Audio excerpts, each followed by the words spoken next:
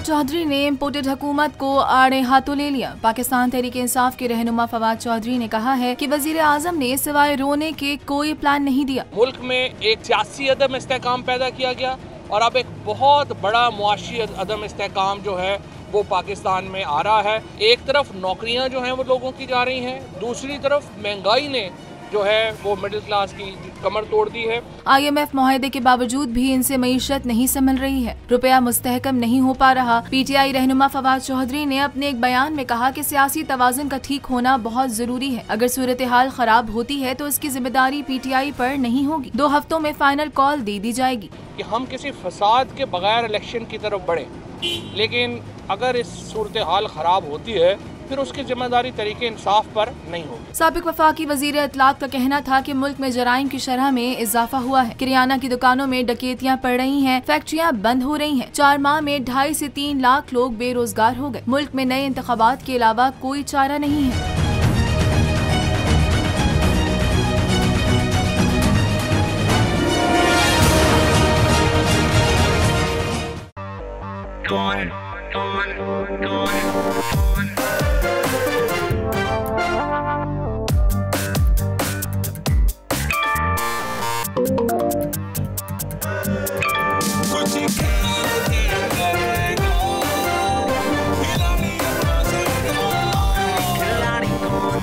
यहाँ सबको सब कुछ चाहिए, फेम और पैसे। लेकिन ये सब होगा कैसे? Let's find out. आखिरी खिलाड़ी कौन?